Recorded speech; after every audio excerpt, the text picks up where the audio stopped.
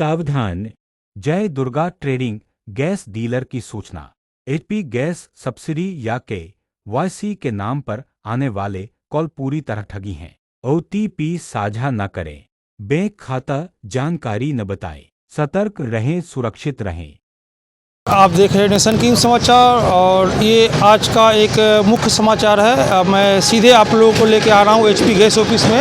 ये HP gas office Ajay trading distributor Liluah का है और आजकल साइबर क्राइम फ्रॉड को लेकर बहुत सारी फ्रॉड हो रही है। कस्टमर्स को कॉल आ रहा है कि आपका सब्सिडी आपको अकाउंट में दिया जाएगा और ये है वो है KYC है, आपका बुकिंग बंद कर दिया जाएगा। इस पर लेकर बहुत बड़ी एक प्रार्थना चल रही है और लोगों को फ्रॉड किया जा रहा है। तो मैं आज आप लोगों का सुरक्षित के लिए अपने न्यूज़ चैनल के मार्फत से आया हूं और मैं सीधे आप लोगों को HP गैस ऑफिस का ओनर्स जो है अजय जी, मैं उनके पास लेकर चल रहा हूं। नमस्कार, आप देख रहे हैं नेशन किंग समाचार और अभी का ये बहुत ही इम्पोर्टेंट खबर मैं आप लोगों के सामने लाने जा रहा हूं, क्योंकि एक कहावत है, लालच बुरी बला है। तो ऐसा ही कहानी कुछ हमारे घुसड़ी हावड़ा अंचल में हो रहा है। तो मैं सीधे आपको लेकर आ रहा हूं। सर, सबसे पहले अपना नाम बताइए सर। मेरा नाम अजय शर्मा है और मैं अजय ट्रेडिंग कंपनी का प्रबंधक हूं, तो यहाँ लिलुआ में। तो सर, जैसे साइबर फ्रॉड को लेकर आपके सभी कस्टमर को कॉल आ रहा है, तो इस पर आपने अभी तक क्या एक्शन लिया है सर? देखिए, इसमें इंडिविजुअल कस्टमरों को हम एडवाइस करते हैं कि आप साइबर क्राइम केंद्र में, साइबर सेल के अंदर में या लोकल थाने के अंदर में कंप्लेंट कीजिए। और हमने उनके डेटास कलेक्ट किए हैं ऐसे कस्टमरों के जिनके पास कॉल्स आ रहे हैं, किस किस नंबर से आ रहे हैं, वो सब कलेक्ट करके हमने, जब हमारे पास काफ़ी डेटा हो गया तो हमने अपनी तरफ से एक चिट्ठी बना के साइबर क्राइम को दी। उन नंबर्स को भी शेयर किया साइबर क्राइम के साथ में। हमने commissioner of police Howrah police को भी दिया। हमने अपने लोकल बेलूर थाना को भी इन्फॉर्म किया है कि इन नंबरों से कॉल आ रहे हैं, कस्टमरों के पास में फ्रॉड करने की कोशिश हो रही है। ये चिट्ठी मैंने 11/9 को भेजी है साइबर क्राइम को, कमिश्नर ऑफ पुलिस को और बेलूर थाना को।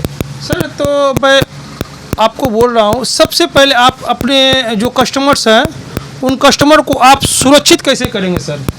देखिए, सुरक्षित तो हम लोग को कस्टमरों को थोड़ा सा एडुकेट करना पड़ेगा कि इस तरह के लालच में ना आए, कि लोग बाग लालच देते हैं कि आपके सब्सिडी के पैसे जो उनके नहीं मिलने वाले हैं वो भी दिलवाएंगे हम आपको। अब लालच में फंसते हैं कुछ लोग तो नुकसान कराते हैं।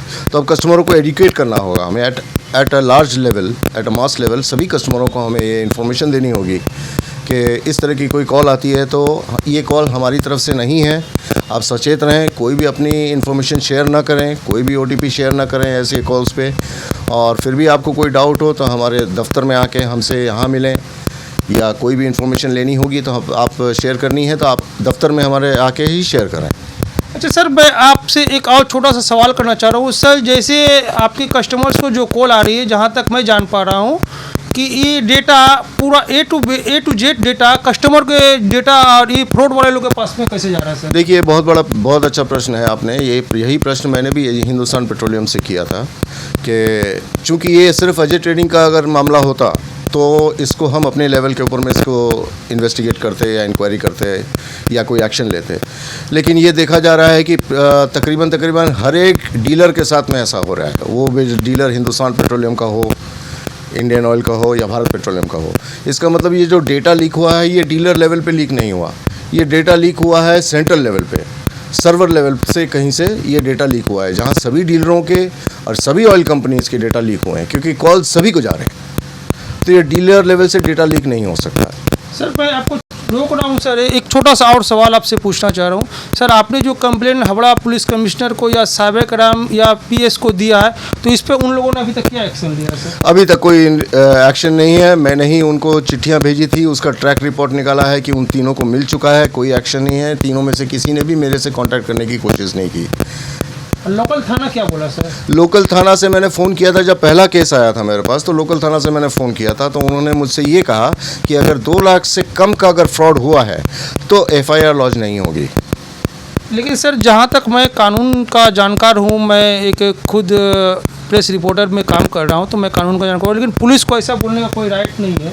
बिल्कुल नहीं है। तभी मैंने कस्टमरों से, जब मुझे एक डीलर होते हुए अगर थाना इस तरह का जवाब दे सकता है तो आप सोचिए एक साधारण से कस्टमर को थाना किस तरह से भगाएगा। तो इसको आप किस तरीका से देख रहे हैं कि हावड़ा सिटी पुलिस कमिश्नर का एक विफलता सामने आ रही है?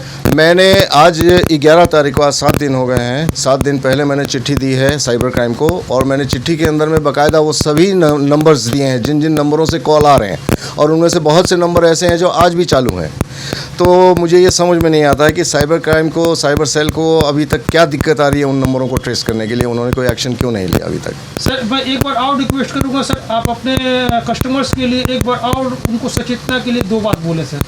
देखिए, इस तरह के कॉल्स आ रहे हैं, आपके गाढ़ी कमाई है, आपकी मेहनत की कमाई है, आप किसी तरह के लालच में ना आए।